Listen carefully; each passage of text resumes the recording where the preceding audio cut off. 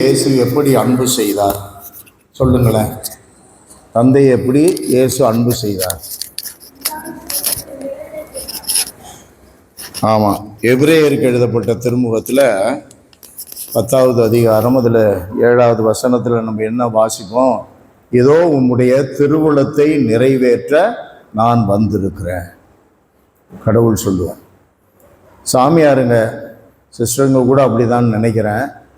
சாமியாருங்க அந்த திருநிலைப்படுத்தப்படுறாங்கள்ல, குருவாக அபிஷேகம் செய்யப்படுறாங்கள்ல, அப்போ முதல்ல அவரை பற்றி விசாரிப்பார். எந்த செமினரியில் படித்தாங்களோ அந்த செமினரியிலேருந்து ஒரு ஃபாதர் வந்திருப்பார், அல்லது மறை மாவட்டத்தில் விஜி மாதிரி பெரியவராக இருக்கிறவங்க சொல்லுவாங்க, இவர் இந்த ஊழியத்திற்கு தகுதியானவர் தான் அப்படின்னு சொன்ன உடனே பிஷப் சொல்லுவார், பேரை சொல்லி. உதாரணமாக என் பேர் அக்டேவியஸ் அப்படின்னு சொன்ன உடனே இதோ வருகிறேன் அப்படின்னு சொல்லிட்டு ஒரு கால் எடுத்து முன்னால் வச்சு நான் வருவேன். அப்படின்னா என்ன அர்த்தம்னா, உம்முடைய திருவுளத்தை நிறைவேற்ற, கடவுளே உம்முடைய திருவுளத்தை நிறைவேற்ற நான் வருகிறேன். Praise the Lord, praise the Lord.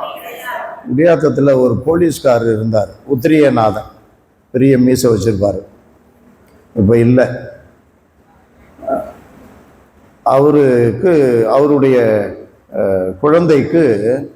ஒரு குழந்தைக்கு அவர் ஞான பெற்றோர், ஞானஸ்நானம் கொடுக்குறாரு. ஃபாதர் சாக்கோ இடம்பாடம் ஞானஸ்நானம் கொடுக்குறாரு. நான் பக்கத்தில் அசிஸ்டண்ட் பக்கத்தில் நின்றுட்டு இருக்கிறேன். அப்போ ஃபாதர் கேட்டார், இடம்பாடம் சாமியார் கேட்டார், சாத்தானை விட்டு விடுகிறாயா அப்படின்னா ஞான பெற்றோர் என்ன சொல்லுவாங்க?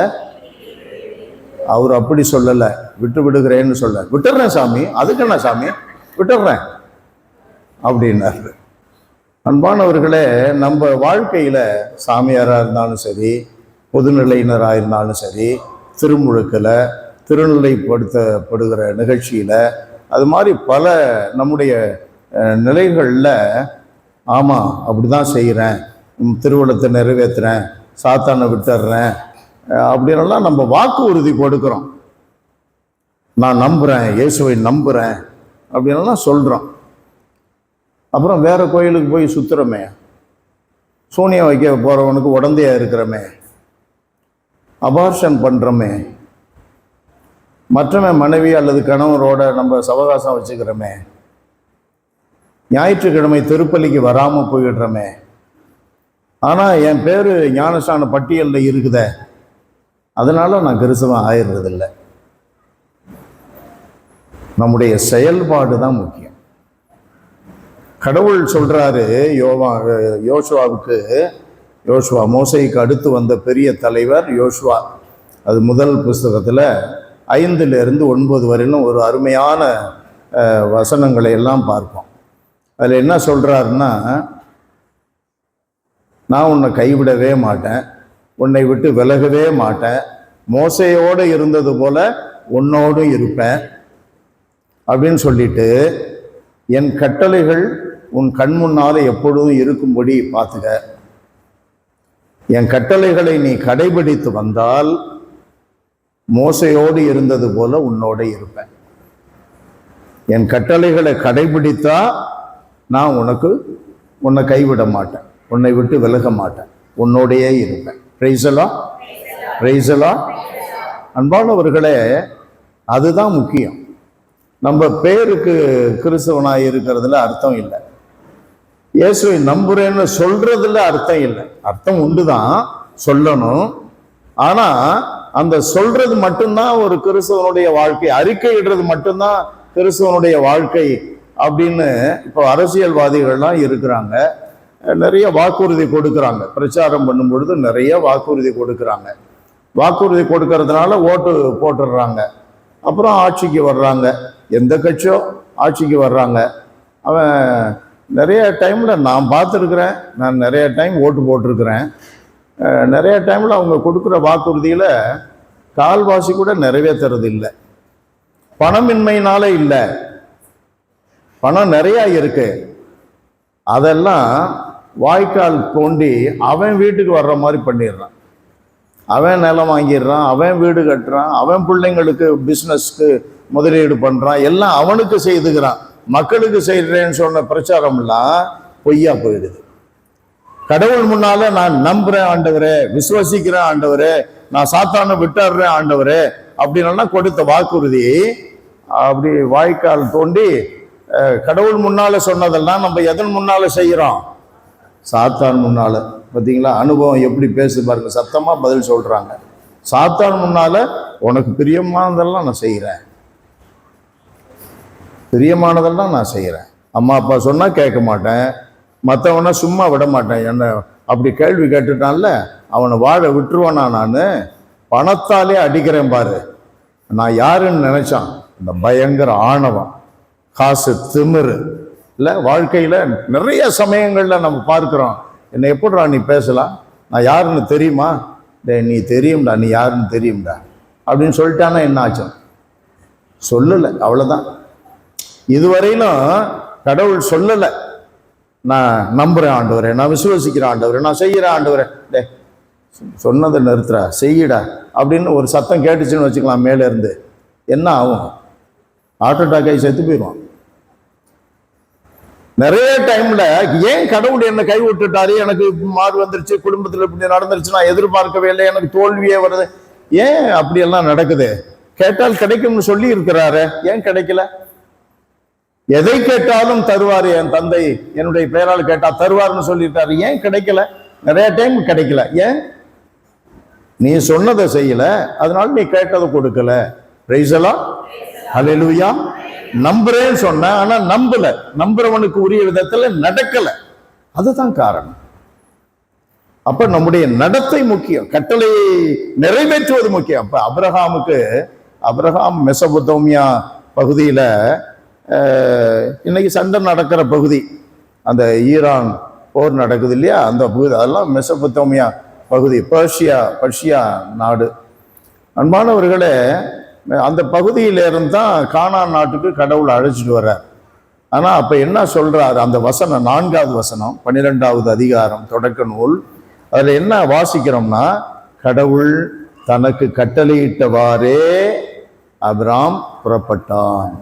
பிரைஸ் எல்லாம், பிரைஸ் எல்லாம். இப்போ முதல்ல செய்தி கொடுக்கும்போது சொன்னாங்க 7வது அதிகாரத்தில், தொடக்க நூலில் 7வது அதிகாரம், அதில் பெரிய வெள்ளம் வந்துச்சு, நோவாவை மட்டும் கடவுள் காப்பாற்றினாரு, அவர் ஒரு கப்பல் கட்டினார், அதில் காப்பாற்றிட்டார் கடவுள் அப்படின்லாம் சொல்லப்பட்டது இல்லையா? அந்த நோவாவை பற்றி என்ன சொல்லப்படுது 7வது அதிகாரத்தில்? முதல் வசனம் என்ன சொல்லுது? கடவுள் ஆண்டவர் நோவாவுக்கு கூறியது, குடும்பத்தார் அனைவரோடும் பேழைக்குள் செல். அதற்கு முந்தைய வசனம் வாசிங்க. கடவுள் தனக்கு கட்டளையிட்டபடியே நோவா எல்லாவற்றையும் செய்து முடித்தார். பாத்தீங்களா? அபிரகாமுக்கு, நோவாவுக்கு, இவங்களுடைய வாழ்க்கைக்கும் நம்ம வாழ்க்கைக்கும் எவ்வளவு வித்தியாசம் பாருங்க. அப்படியே செய்தார்கள், கட்டளையிட்டபடியே. ஆனா நம்ம அப்படி செய்யறது இல்லையே. ஏன்?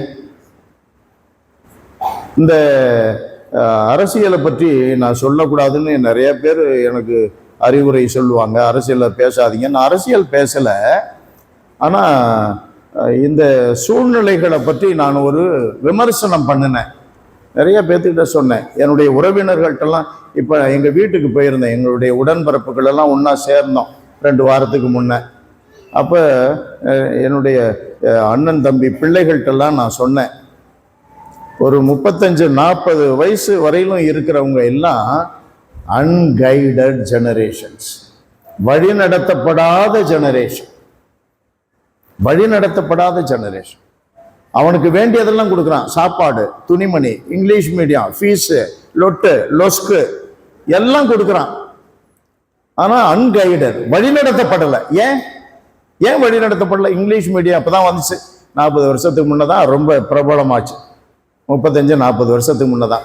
காலையில் எழுந்திரிச்சதையும் பிள்ளைங்களை தூக்கி விட்டு நிற்க வச்சு, மூஞ்சியை தொடச்சு, மூக்கெல்லாம் தொடச்சு, தலை சீவி விட்டு, மூட்டையை தூக்கிக்கிட்டு பிள்ளைய எங்கே கொண்டு போய் விட்றாங்க? 6:30 மணிக்கு பஸ் ஸ்டாப்பில். அந்த பஸ் வரும்ல, ஸ்கூல் பஸ்ஸு, ஏற்றி விட்டுறது. ஏற்றி விட்டு அவன் போய் என்னமோ கற்றுக்கிறான். சரி, திரும்பி வரும்போது எத்தனை மணிக்கு வர்றான்? அந்த பஸ் எப்போ வந்து சேரும்? 6 மணி 6:30 மணி. அவன் டயர்டாக வருவான், அந்த குழந்தை டயர்டாக வருவான். நாள் பூரா உங்கள் கையில் இல்லை பிள்ளைங்க, உங்கள் வளர்ப்புல இல்லை, உங்கள் கண்டிப்புல இல்லை. பிள்ளைங்க சேர்ந்து அண்ணன் தம்பி அப்பா அம்மாவோட சொந்தக்கார பிள்ளைங்க பக்கத்து வீட்டோட விளையாடலை.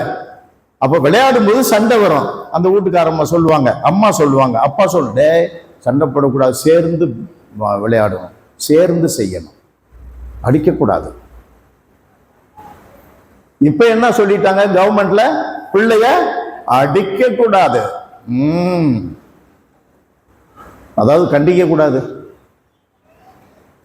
இதுக்கு ஒரு கோர்ட்டு, இதுக்கு ஒரு அரசாங்கம். அப்ப பெற்றோர்கள் கண்டிக்கிறதுக்கு வழியே இல்லை. ஏன்? ஐயோ, என் பிள்ளை இங்கிலீஷ் மீடியம் படிக்குது, அப்புறம் கொஞ்சம் வளர்ந்துட்டா என் பிள்ளை இதை சொன்னா என்ன நினைக்குமோ, என்ன செய்து கொள்ளுமோ. நான் இதை சாயந்தரம் யார்கிட்டயோ பேசிக்கிட்டு இருக்கும்போது, நான் சாமியார் ஆகி 5 வருஷம் கழிச்சு எங்க அப்பா, டே வீட்டை விட்டு வெளியே போட சொன்னார். நான் மரியாதையை வாயை பொத்திக்கிட்டு வந்து உக்காந்துக்கிட்டேன். அம்மா அப்பா இருந்தாங்க, அண்ணன் மேலும் கூடியிருந்தேன். 25 வருஷம் கழிச்சு நான் முட்டி போடுறேன், சிலுவை வாங்குறதுக்கு முட்டி போடுறேன் எங்க அம்மா கிட்ட. எழுந்திரி. 25 சாமியாரா 25 வருஷம் கழிச்சு எழுந்திரி, நீ இது மாதிரி பேசினியாமே, மரியாதை இல்லாமல் பேசினியாமே. கடவுள், நீதி உள்ள கடவுள் முன்னால தெய்வ பயத்தோட நட. பெற்றோர்களை பார்த்தீங்களா? கண்டிப்பா பார்த்தீங்களா? நான் சாமியாரா 25 வருஷம், 53 54 வயசு எனக்கு. பெற்றோர்களுக்கு அந்த உரிமை உண்டு, அந்த அதிகாரம் உண்டு. அந்த அதிகாரத்தை பயன்படுத்த அம்மா அப்பாவுக்கு நம்ம உரிமையை கொடுக்கல அப்படின்னா நம்ம வழி நடத்தப்படலை, நம்ம இஷ்டம் போல நடக்கிறோம். படிப்பு என்ன கற்றுக் கொடுக்கும்? படிப்பு அது ஏட்டு சொரக்கா? நம்மளை பெத்தெடுத்தவங்க கற்றுக் கொடுக்காம, நம்மளை வழி நடத்துற குருக்கள் கற்றுக் கொடுக்காம, இந்த புஸ்தகத்தில் இருக்கிற வார்த்தையா கற்றுக் கொடுக்கும்? பாத்தீங்களா? நம்ம பெற்றெடுத்தவங்க கற்றுக் கொடுக்கல, நம்மோட இருக்கிற உடன்பிறப்புகள் பெரியவங்க கற்றுக் கொடுக்கல அப்படின்னாலே சமுதாயம் சீரழிஞ்சு போகுது. நம்மளை பெற்றெடுத்த கடவுள், படைத்த கடவுள் கற்றுக் கொடுக்கல, அவர் கட்டளைக்கு நம்ம கீழ்ப்படியில என்ன ஆகும்? என்ன ஆகும்? கண்களை மூடிக்கொள்வோம். அன்பு நிறைந்த எங்கள் ஆண்டவரே, உம்முடைய திருமகனும் எங்கள் மீட்பெருமான இயேசுவை நம்புவதே எங்களுக்கு தந்தையினுடைய அன்பு, உம்முடைய அன்பு எங்களுக்கு கிடைக்கிறது என்று மறைநூல் சொல்லுகிறது. நம்புவது என்றால் நீர் சொல்லுவதையெல்லாம் கேட்பது. கேட்பது என்றால் காதில் கேட்பது மட்டுமல்ல, உள்ளத்தில் அவைகளை வைத்து நடப்பது, வாழ்ந்து காட்டுவது என்பதை உணர்ந்து கொள்ள எங்களுக்கு ஞானத்தை, வெளிச்சத்தை தருவீராக.